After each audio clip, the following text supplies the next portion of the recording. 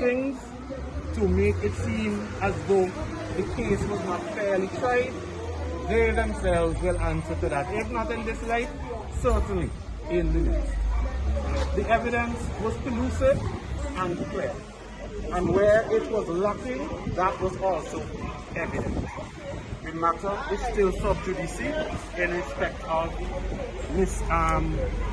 Mrs. Bacchus-Bertie's case, when she will finally have voice, and she's entitled to have her voice there. But some people want to have their cake and eat it too. None of us will be attending that trial. We have absolutely no interest in it. Senator Morgan, do you have anything to say about the outcome of this case and your experience in the trial? Not at this moment. Thank you very much. Not at this moment. Yes, Counsel Daniel. Can you give us a brief synopsis of what your submission was and what was the ruling of the court? In relation to Miss Morgan's case, I'm sure she's able to speak for herself. She opted not to at this point. The fact remains that she was charged in respect of assault against Mr. John. Mr. John made certain allegations that she had a firearm. She is not a licensed firearm holder. She is a lawyer and she is a senator. It is rather easy to make an application before the Firearm Licensing Board for a person of her character and stature to hold a licensed firearm. There is absolutely no reason why Senator Morgan would have to be traipsing about with an unlicensed firearm. It is clear that the allegations and the court counsel made by Mr. John in respect of her having a firearm and in respect of her threatening him that day were unfounded, false, fabricated and malicious. And I am happy that the court saw through those vicious lies aimed clearly at slandering Miss Morgan's character when it was her efforts to attempt to prevent any assault on Mrs. John that quite possibly prevented there being a worse outcome. Counsel Martin, any comments on you?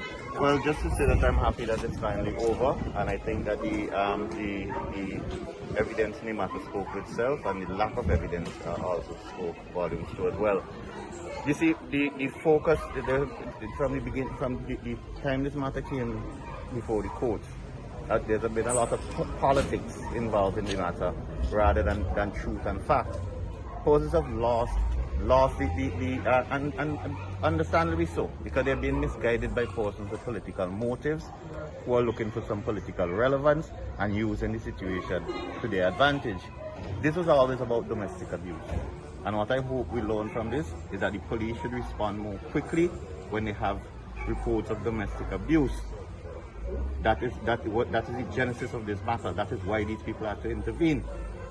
And that is why a part of me, I'm sorry that they didn't go over, so that all the facts would come out and the other side of the story would come out, and we'd see who was the aggressor that day. But that's how it is, and I would not be representing my client's interests if I don't make sure that he's out of jeopardy at the first available opportunity. But the truth would come out eventually, and I hope that what comes out of this is that the police would respond more quickly to reports of domestic violence, as I said, and I hope this does not deter Senator Morgan from the work that she's doing with women in this country and for assisting the underprivileged in her area. I hope this does not deter. As a person who covered most of the trial, at least the material witnesses, one of the questions that I kept asking myself was, why was Mr. Nelson even charged in the first place? Do you think that the prosecution is malicious? I would not say that. The charges were laid and the evidence should have been gathered to connect all the dots. And